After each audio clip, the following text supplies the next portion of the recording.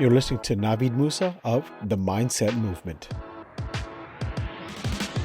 Hey, good day, good people. My name is Navid Moosa. I'm your host today and always for the Mindset Movement, the podcast. Each and every week, we do our best to try to bring you guys value in something that in hopes to inspire you and hopes to make you a little bit better than you were yesterday, if that's what you're looking for. If not, but you still came across here, refer us out to a friend. We appreciate the love. First-time listeners, thanks for the opportunity to earn your trust and your loyalty. Long-time listeners, we love you just as much, and thanks for coming back. Each and every week we get into it, no fluff, no stuff, and it's no different this week. So this week I am joined by a special guest and also longtime friend, Terrence Parsons from the Parsons Foundation. Terrence, thank you very much for joining us, man. I know you're a busy man. And I know we were trying to get this interview going for a bit, and the schedule didn't line up. So I'm glad we were able to make it happen this time. So for those who do not know you, could you just give a background of who you are, what you do, and what you're about? Hey, thanks for having me on this show. It's been a long time. I'm real simple and ordinary. Terrence Parsons, was born in New York, raised in Harrisburg. Graduated high school in 92. Did a little bit of college at IUP, went to the service, reserves and full-time for a bit, came out. Been doing security for the Harrisburg School District for 18 years. Also worked part-time down at the airport for Delta. Been doing that for about 8 years. I even had a stint with Milton Hershey for about 5 years working with kids. So a lot of my jobs deal with kids, Also run a brotherhood group down in Sci Tech for the young men, trying to help them to get their path right before they graduate so they won't be lost, having the real conversations, the uncomfortable conversations to help them out here in the real world.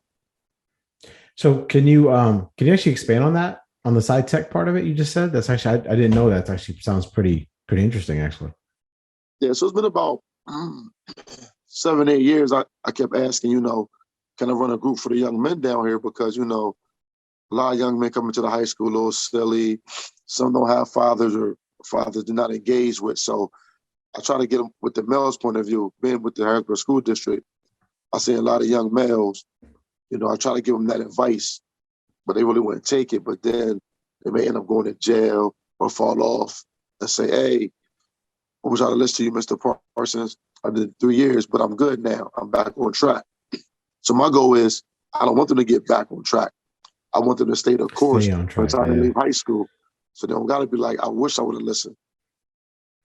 So, I mean, obviously you did an impact for them to remember you and come back. Like in this case, that the gentleman did 3 years, came back.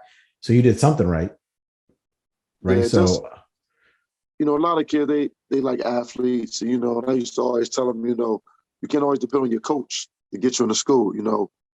It takes you, the student athlete, and your parents to do a lot of homework.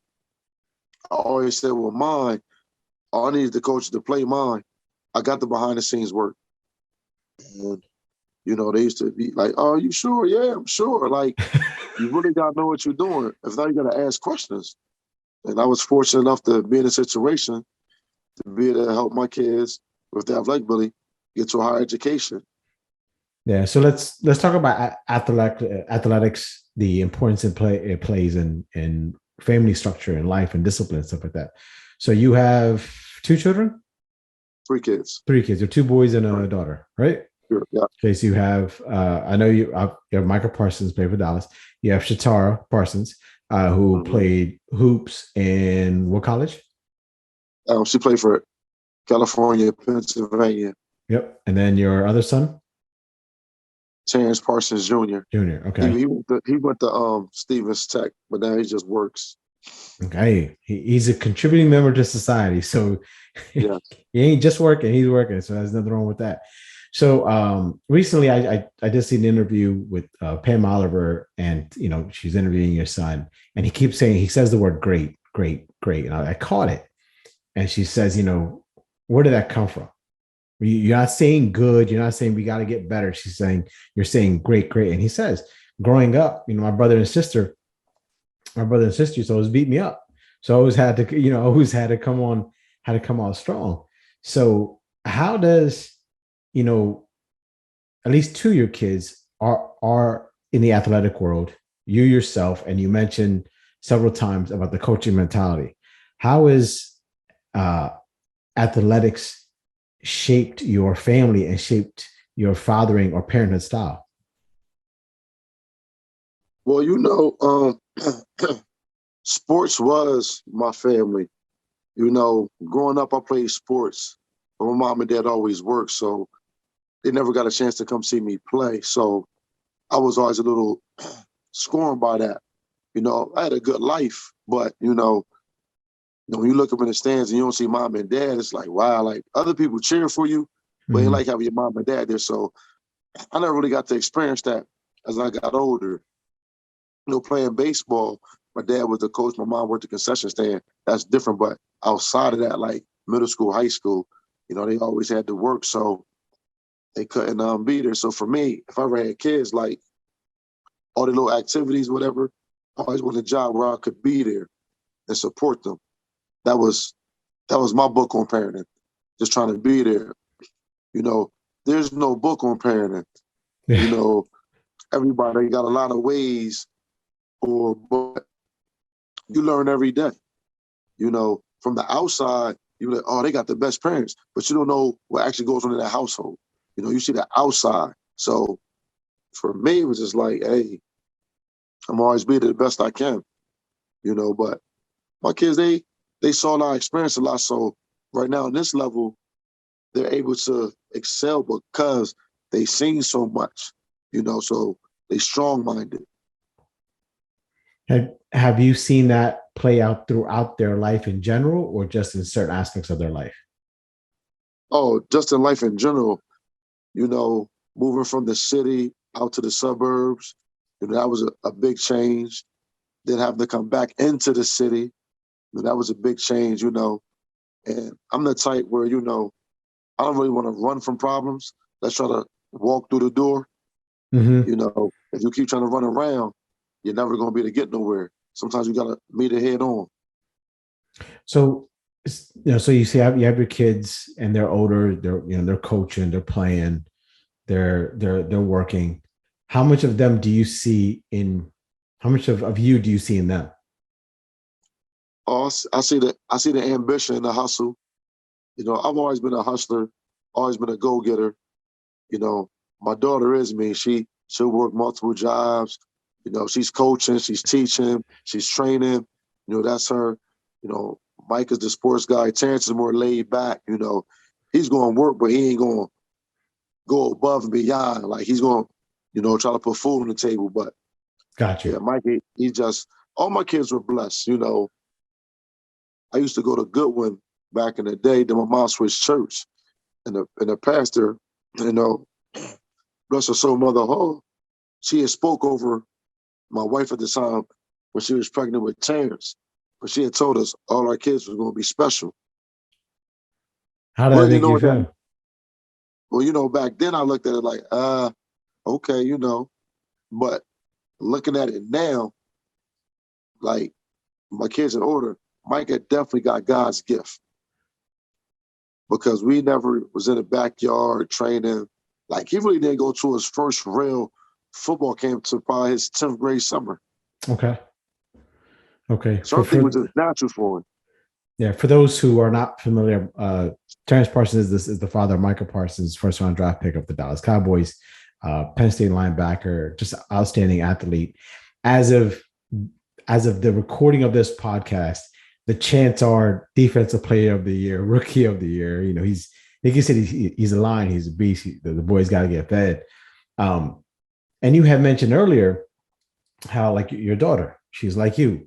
She'll work multiple jobs. She won't just put food on the table. She'll put food on her table, your table, everyone else's table, and keep going and going and going. Essentially, I kind of want to talk about that a little bit. Again, yes, your son is drafted. He's in the NFL. That's awesome. But when we met over the summer, you and I to get the T-shirt, your Parsons Foundation jersey, and to kind of catch up a little bit, you had said that I'm happy for him. I'm glad he's worked hard for it.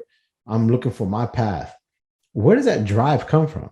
I mean, let's be honest. When somebody, when your child gets drafted into any kind of professional sports, the automatic assumption, right, is that, oh, they're making all this money, mom and dad don't got to work no more, the whole family don't got to work no more, so you can just go lay back because your kid's going to take care of you, not you. And I see that firsthand. We, before Parsons was Parsons, I would see you, and like you said, you were just this morning, you were just Uber driving, and then when I text you, I was like, wheels up, because I know you post that every so often when you go for work.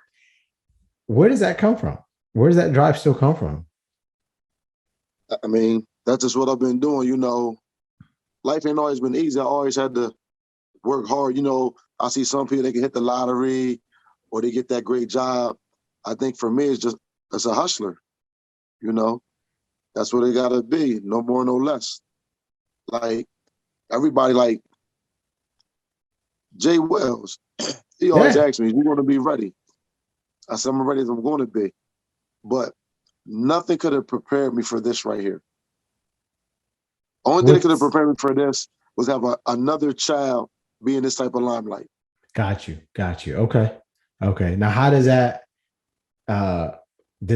affect any relationship between you and your other kids, between Shatara and Terrence Parsons Jr.? Nah, Good. they all had their opportunity. He was like to me, like I always felt like my oldest son was a better football player. Mm-hmm. Mike was a better wrestler, but Mm-hmm. Micah was like, "Hey, football makes more money than wrestling, unless in the WWE." Yeah, yeah, that's a different story right there. Oh Yeah. man. So actually we touched on that. So I want to talk about the foundation. I want to talk about the Parsons Foundation.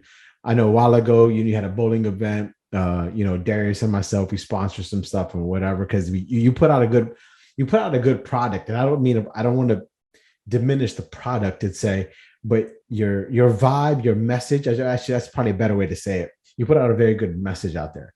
And I have the I mentioned this quickly, it's the Parsons Foundation T-shirt, and then it stands for preparing adolescents. Put it this way: rising students outside of the neighborhood school.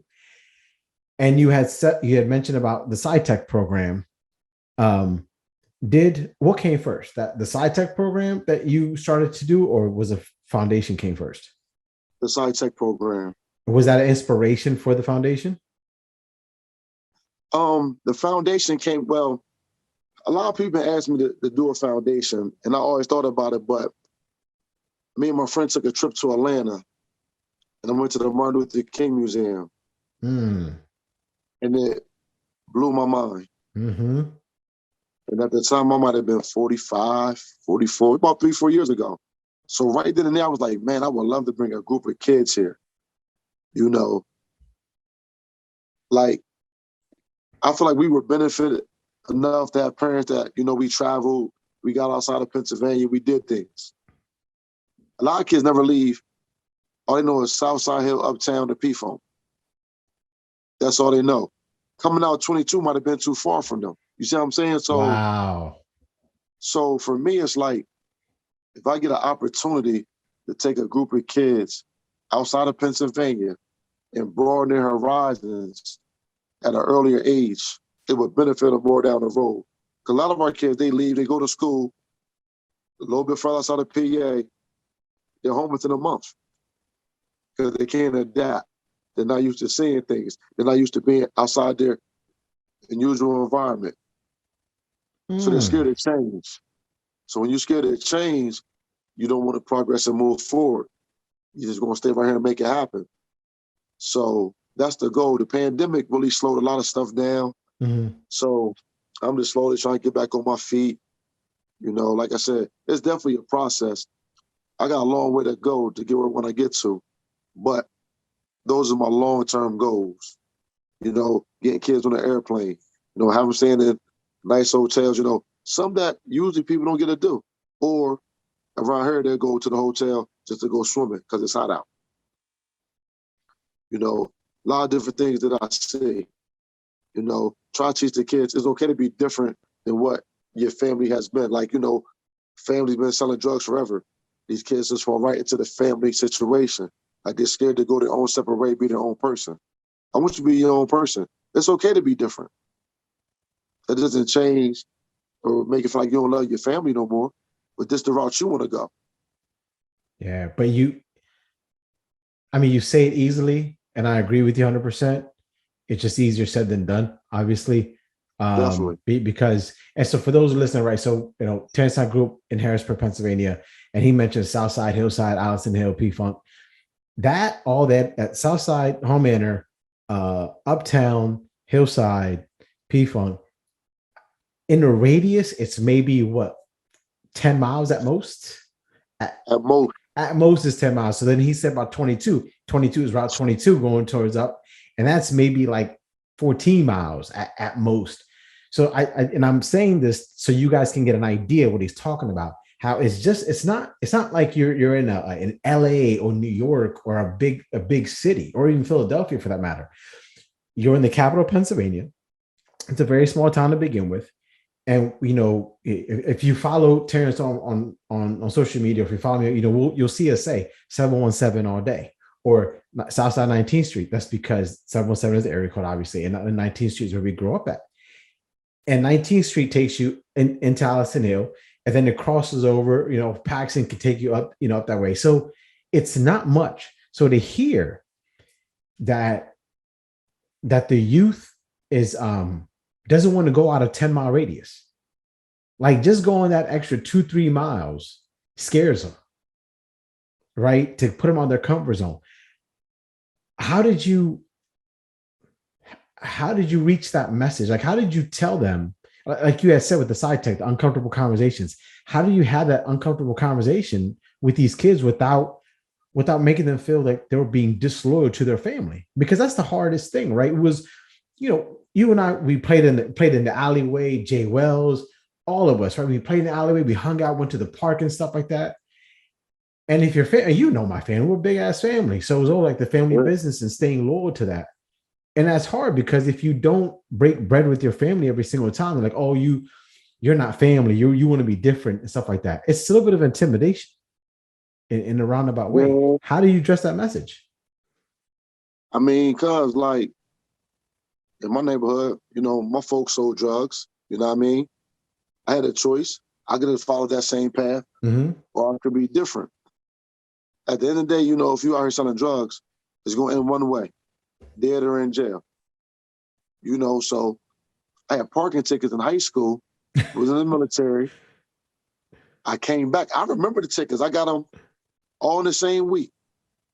Parking tickets for graduation practices. Went to the military. Forgot all about the tickets. Came home. Was out one night.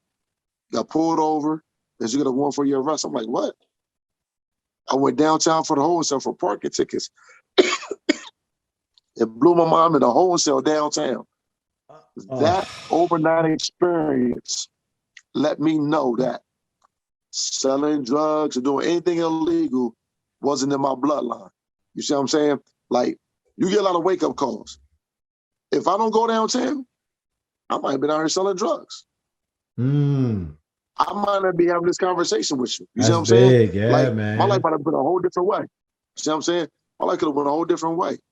The man upstairs gives you certain wake-up calls. It's how you listen to him defines how the rest of your life is going to be. For me, I guess he said, listen, you want to be out here thinking you that guy? Let me give you a little taste to this. He didn't even send it to the county. Downtown to the wholesale with a bunch of people. Yeah, that was enough for me. That was enough. You say, what? Nah, I'm good. Yeah. I'm straight. And it wasn't even intentional. It was legit. Like, I got him, whatever. So this next part, if you don't want to talk about it, that's fine. I saw your post you said a while ago. I think either you're saying or you posted it about you're basically homeless for a bit. You lived in a car. Is that accurate? Yeah. Do you mind talking about that? No, not at all. Okay. In life, you make some decisions, some good, some bad. You walk away from some relationships, but when you walk away with nothing, then you have to start over. So like a lot of people don't know, but I done slept in a car in the park, But everybody look at my life like, oh, his life is great. Even with my kids doing everything they was doing, I was still homeless, so I could have went to my mom's house, but my mom had rules. Like, I'm a grown man. Like, being there by 9 o'clock wasn't in my system. If you can't follow rules in the house, you can't be in the house. That's right. That's right. Real simple. So I knew that wasn't for me. So I only had one choice. I had a couple homeless stints, and it was rough, but I still made it work. You know what I mean? Like, again, you never know what nobody's going through. But like I always tell people, I make a lot of stuff look good. I tell you what, you definitely are a busy man because you have foundation, TPTV, which you made that food. Oh my gosh, I don't know how. I'm like, yo, I gotta stop. When I see you post food, I just keep going because you're gonna make me want some bacon and eggs and pancakes, stuff like that. So I'm like, no, I'm on to the next one. I saw something about S Club on your feed too. So what's S Club? What is that about? It's a local bar. Been going there for a long time. So okay. I get an opportunity to do comedy shows there and paint sips. So right. Yeah, I'm trying to put my hand in a little industry like that. My comedy shows, like, I'll be on the road going to Baltimore, Delaware, Philly, going to comedy shows. Then after the show, I try to meet some people, and go from there. I always freeze up on names. There it is, Stiletto. Okay. So I met Stiletto. She's a comedian out of Baltimore. I met her years ago, and she wasn't the headliner. The headliner is the main attraction. Mm-hmm. She came out before, and she was funny. So funny that when the headliner came out, he folded. Wow. I took pictures with her. Yeah, I took pictures with her, and I said, hey, I've been thinking about doing comedy, but, if I ever did a show, would you be on my show? She said, yeah. That's what's up. I never did nothing. 3, 4, 5 years went by. We stayed in touch. I go see her perform. Then I finally, June of last year, was about April, I said, hey, I'm ready. I'm ready to do a show. She said, is you sure? I said, yeah. And I put 4 people together, had a dynamite show. Very nice. I got about 4 shows, and the shows at the S Club is called Kick Back and Laugh Close to Home. Okay. Meaning, like, usually we go to Baltimore, Philly for comedy, hotel money, 2-drink minimum, buy food, a lot of extra expenses. At my events, tickets is $40 and $50. $50, you get your ticket and you get a meal. Damn. I try to provide a lot. Again, I don't got no Kevin Hart's, but the people that come through, they make you laugh. Yeah, well, even Kevin Hart wasn't Kevin Hart. You know what I mean? At some point, you got to start somewhere. Yeah, so I'll be out here working, and when I ask you, they be like some people get mad when I ask them. Like, I'm not trying to be offensive, but I be traveling. I know y'all local, but y'all got to remind me, get at me, because I be trying to bring people who ain't from here, trying to build my network base. Yeah.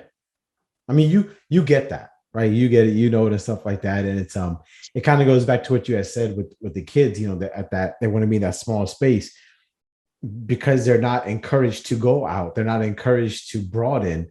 When they deal with someone like you who knows and understands that of the networking mindset, about why, if you're going to be local, what's the purpose of doing it? You're just going to stay local, right? It doesn't make any difference. You want to bring talent in from elsewhere or take that talent elsewhere, right? Just so you can broaden your horizons, broaden your exposure.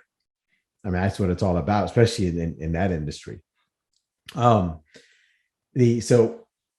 covered a lot of stuff, but there's something I want to go back to. You had said before as well, your trip to Atlanta for the Martin Luther King Museum. You said you were about 45, 44 years old when you went to go do that trip. And that was kind of like an aha moment, so to speak, where it was like, damn, this is the impact I want to leave. Can you talk about that? Because I think sometimes I know, like, my sons, that they're young, real young, but I think sometimes indirectly as a parent, whether we say it directly or whether we say it in a roundabout way, we kind of make them feel that they need to know what they're doing at such a young age. When you're 20 years old, you should be know what you're doing by now. Why not? Why don't you have this? You're 45. I'm 40. You were 45 at the time. I'm 40. I will be 47 in 2 months. And I'm just finding my path. I'm just finding my voice, if you will. How do you convey that to those kids without them being discouraged? Like, well, I'm only 19 and you 45. I gotta wait 30 years. You know what I mean? I gotta wait this long to discover myself. How do you balance that? I let them know, like, I was in your shoes. I was always undecided. If I'm at a job, the boss, I quit. I go get a job. Like, I know I could go over here, I go over here. It comes a point as you get older, you need stability. You got to start thinking about retirement. You got to start thinking about medical benefits. So I don't want these kids to wait till they're 30 and 35 and realize I got to have a structure. Start your structure now so you can be prepared, because it's hard out here. Ain't nobody going to give you anything. Like a lot of kids, I say, listen, if your parents let you live with you after you graduate and they charge you, stack your money up. Stack your money up. When you move out on your own, you want to be able to move out and stay out. Yeah. The worst thing is to move out real quick. And within a year, you got to move back because you couldn't maintain. Parents make a lot of stuff look good too. They make it look easy. But till you get out here on your own, you realize, man, they must have been working miracles, because Yeah. I'm struggling right now. And, and that was kind of like even though I was in the military, my mom had access to my account. So she would help me pay my bills because I never had to pay for anything, because she always took care of me. Got you. Okay. So it's almost like you got to teach a child how to be independent early, because if you don't, they're going to always need you and always depend on you. It's like they hold on to that bottle or the nipple. They still there. Yeah. You know what I Absolutely. mean? So, and that was hard on my kids growing up, because I knew my struggles. So I didn't want them to struggle. I wanted to, hey, listen, it's hard. And me and their mom, we all had 2 or 3 jobs, so, and the sports thing came about because I was looking at college. Terrence Jr. was in 6th grade, I believe. And I was looking at colleges, and I was like, hold on. It might cost us $500,000 to send our kids to school. Holy smokes. So we got 3 kids, because I'm looking at universities, they like 30, 40,000 a year. So you thinking, you know what I mean? I said, oh, we don't got that. I looked at my wife at the time and said, somewhere we messed up. We didn't prepare. So I said, between academics and athletics, we're going to get this free money. Yeah. So I said, you're going to play sports year round. But once you get to 8th grade, 9th grade, pick your one sport. We'll focus on that. You still want to do other sports, you can, but we're going to focus on the one and get this free money. The one that gives you that scholarship. Yeah, okay. Makes sense. Because, back in our day, scholarships came a dime a dozen. It was more academic money available. Yeah. Me and my mom used to go back and forth. So I'm just surprised that you don't care about the academics no more. I said, Mom, listen, unless you got a secret trust fund for the grandkids, I said, just watch me work. Yeah, just watch me work. Yeah, so prime example was my oldest son. He, like I said, he went down to Thaddeus Stevens. I said Thaddeus Stevens for football and wrestling. Free money, ain't cost nothing. But then he was tired of school, so he chose the workforce. Then my daughter was going through. She had the best grade. And I was like, so we went on our first college recruit up in Jersey. And the visit was going good. He said, now it's time to talk business. So we go into the room. He has a big chalkboard. He says, so here we go, Shater. This is what you did your first 3 years of school. This is what you need your senior year if you want to get a scholarship. So basically, she had to get all A's and a B if she wanted a scholarship. Wow. In her senior year, too, on top of that. Senior year. So you look at everything like core credits. Back in our day, you just get your classes. Correct. But now to get this free money, it's certain classes. So you can't have math 1, 2, and 3 You need algebras. You know what I mean? Mm. You need certain criteria to be met to get these scholarships. So if you're not academically focused, you're gonna miss the curve right from the beginning. And they got a list of classes that you need from ninth all the way until you graduate. So make a long story short, my daughter got the scholarship. My mom was like, "Oh wow, son, yeah, we good." But she didn't end up going there. She was going to Cal U, Okay. and she went there at the last possible hour. They was like, "Well, we don't got no more scholarships." And I was like, "Oh man, I don't know what we gonna do." And then they said, "Okay." We went back and talked to the school. We could pay everything but $2,000 the first year, and then her last 3 years would be free. What? Hey, we appreciate it. Hell yeah. That's amazing. Yeah. And and like I tell people, even though I wasn't no college graduate, my little stint in college, I feel like college is easier than high school because you have a lot of time to get your work done. You know, it's time management. When you home, it's a lot of stuff that could be in your way, family, Mm. all types of issues where you really can't concentrate. When you off to college now, all the issues ain't with you right now. Yeah. You don't gotta face them every day. Like me coaching, like my kids be having to babysit their brothers and sisters. You know, hey coach, I can't come to practice. I said, oh, bring the brother and sister to practice. I'll give them a ball they can play in the corner. You know, these kids are facing grown up responsibilities. Like I got kids that have to work. They be like, coach, I gotta pay bills, so I have to work. Yeah.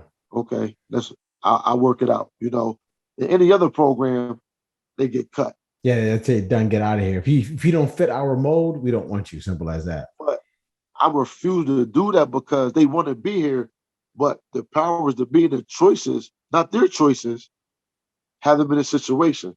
Mm-hmm. So I'm gonna do my best to work around the situation so they can still be a kid up until they graduate. I work because I wanted to work. I ain't have to work growing up. I wanted to work. It's a difference. There's a I difference. didn't have to Huge pay no bill. difference. Yeah. But we grew up in a different time, right? Like we grew up Yeah, in a different time. Like you said, your mom and dad always worked. My dad always worked. My mom worked the house basically. She made sure that was run like a smooth business as well.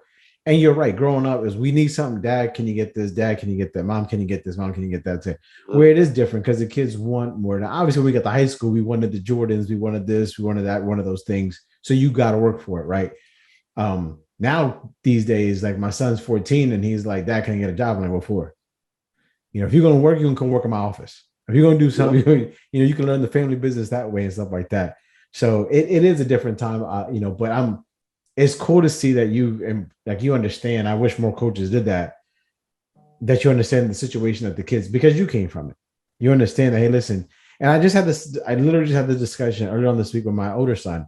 I said, when you're the firstborn, when you're the oldest in certain cultures, it's a lot of responsibility because you don't have a chance to be a kid.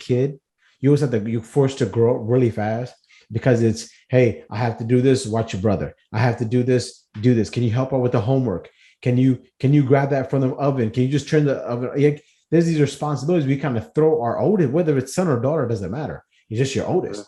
You throw them into that responsibility, whether they like it or not, and they don't got to say in it. It's like, hey, listen, I'm the parent, you're the child. You do what I say when I say it, and that's it. And it doesn't come from a bad place. It's just certain cultures. That's what it just happens that way.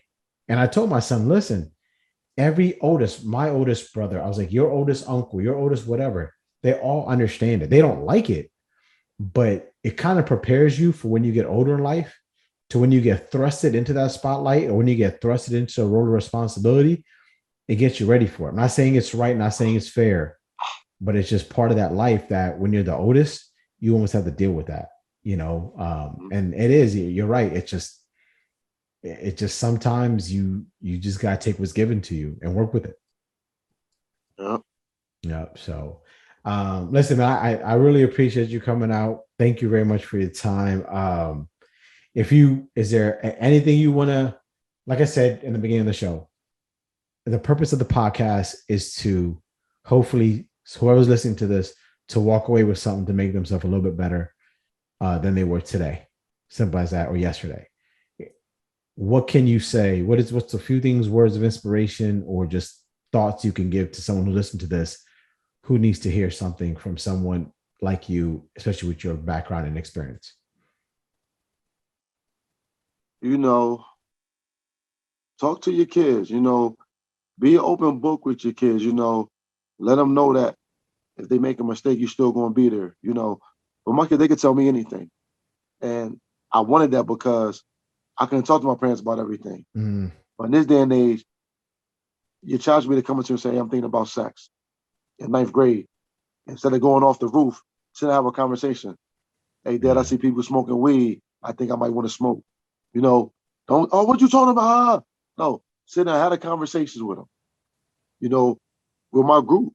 Like we had to talk, like I said to you, I said, who smokes, who drinks, who's having sex. It wasn't about, I'm trying to get y'all in trouble. I'm trying to see who's in my group. Yeah. Now I want to know, do y'all talk to your parents? And he was like, no, I said, talk to them. Because the worst thing about parenting is for something to happen to your child and you didn't know. You know what I mean? Because everything ain't always an open book, you know. But if your kid's open, the kid's gonna do what they're gonna do regardless. Yeah. But Absolutely. Absolutely. if you're having a conversation and let them know where you stand and how you feel, you know, it may help the situation. Instead of saying, you better not do it, because if you do it, I'm gonna do this. You know, that's the era we grew up in. Yes. Yeah. I'm gonna whoop your ass if you test that thing. Yeah. Yeah. Yep. With this Yep. era, oh, okay, that what you said? I'm gonna go smoke, I'm gonna drink, I'm gonna have sex, I'm gonna do it all. Just because you said it like that. Yeah. Yeah. So have the uncomfortable, like, again, I'm 48. I'm just learning how to communicate. I go to therapy and everything. Like being able to talk it out and being able to let people know that your feelings do matter, that's big in life. A lot of times we hold stuff in because we worry about everybody else's feelings. Mm-hmm. But we have feelings too, Yeah. you know. And if you don't let that be known, a lot of stuff build up in you. And you're always gonna be hurting. But now, like being able to release my truth and talk about things like it's the great there's nothing wrong with it. You know, growing up, you go to therapy. What's wrong with you? You crazy? Yeah. You soft. Nah, You. Yeah. You ain't a real man. Yeah. man, it's such a relief, you know. So yeah, so I just say, man, talk to your kids, man. Try to be more involved. You know, I I moved out of my kid's house when my youngest was in seventh grade. Like it was a relationship, but I was still always there. Yeah, they probably didn't like it, but it was best for the family. You know, I'm not far away. I'm just not in the same household. Yeah. I Yeah. still expect you to do certain things, even though I'm not in the household. You know, like that was big for me. When my mom and dad divorced, hey, I stayed in the child's place. See, nowadays, parents put kids in adult situations, and that's so wrong. Let them be a kid. Like, if parents is doing wrong, trust me, the other parent knows, but I'm gonna still be the kid. You know what I mean? I'm not gonna get in that. Where the kids, they get into these conversations. No, this ain't for you. You Yep. know, if parents do that, they put too much on the kids, and then the kid can't really grow. You know, Yep. so like it's big. Like like I said, the biggest thing is communication, man. Help your kids chase their dreams. You know, some stuff's gonna cost you some money, gonna cost you some sacrifice, but you gotta be willing to do it so your kid can be successful. Just like if you play the lottery every day, $1 a day is 365 days a year. So if that campus 300, don't play the lottery. I'm damn You know what straight. I'm saying? I'm just saying, like it's sacrifices. Yeah. You know, I walked a many day because I knew I couldn't afford no car payment. You see what I'm saying? Like it's called sacrifices. You know, sometimes all your sacrifices won't be seen, they won't be talked about. But as long as you know what you did, Yes. as long as you know the role that you played, it don't matter what nobody think or say. That's the self confidence, Yeah, right? That's as long as you know. That's you don't need that public accolades or anything like that. I yeah. did it. I did it for me. I didn't do it for a payback or for anything like that. I did it for me. Just like with Micah, like I tell people, I think the reason why he's so successful because I didn't have no alternative goal. Like, I probably could have easily moved out there with them in Dallas. But then what am I going to do? Yeah. I don't got a job where I work from home. So now I got to find a new job. Now I got to find a job with good benefits. Now I'm not coaching. Like, my everyday activities is down to nothing. I'm not used to that. I've been working and grinding so hard. I got to keep going. Yeah, because Now, then you maybe go from on that being second contract, yeah. Lord willing, I'm like, yeah, can you retire me, please? Well, Not then, right now. because right now you're Terrence Parsons. You don't want to be Michael Parsons' dad. I mean, you'll always be his Oh, dad.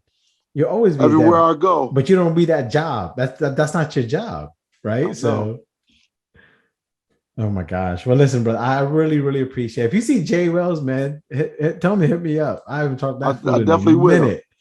Yeah, man, it's good. I would definitely want to hit him up, talk to him. But listen, guys, I hope you all enjoyed it. Again, this is Terrence Parsons. Thank you very much. Terrence Parsons, Parsons Foundations, the S Club, TPTV. Oh, so go ahead. What you got? Oh, I was gonna say, if any of your viewers ever have if they have questions or whatever, and you want to bring me back on for me to answer, just let me know. Oh, yeah, we can definitely. Oh, y'all hear that? He over here he wants to do a Q&A with you. Okay, we can definitely do a Q&A.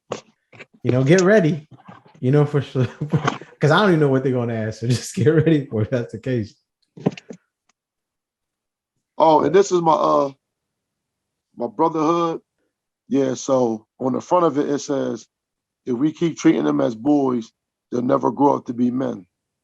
Mm, And then on the back, so it's the word brotherhood, just like with Parsons, it's the word brotherhood and what it means, each letter.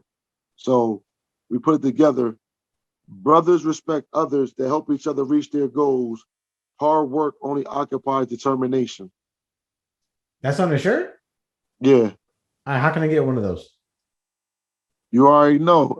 I'll put it in the mail to you. All right, baby. All right, man. I appreciate that, stuff like that. So listen, again, thank you very much. I really appreciate it, man. I know you're a hardworking dude. Much success still to your family, to Shatara's coaching career, to your sons at his job. Hopefully he keeps, excelling over there. And obviously with Micah and, his NFL career. That'd be dope if he hit the trifecta: Rookie of the Year, Defensive Player of the Year, and MVP. That'd be something, I mean, listen, the numbers don't lie, right? So that boy's a beast. He gets fed every single game, so they keep needing to feed that boy. Listen, I'm trying to work on this trip to California right now. February 10th is Awards Day. You know what I mean? I gotta there you go. Building. All right. Well, let's see if we can make that happen for you, man. Let's see if we can make that keep going. So each and every week I end the show saying the same thing, and I'll never change. Just do right by the client. If you do right by the client, everything else will fall into place. And that client may be you. Take care of yourself, take care of your mind, take care of your body. Because when you do that, that's the only time you're able to keep paying it forward and be good for your family and your friends. So if you do right by the client, everything else will fall into place. And like I said, sometimes that client just may be yourself. Be good to each other. Be safe out there. Be good to yourselves, most importantly. And I'll see y'all next week. See you guys soon. Navid Moosa, the Mindset. Take care.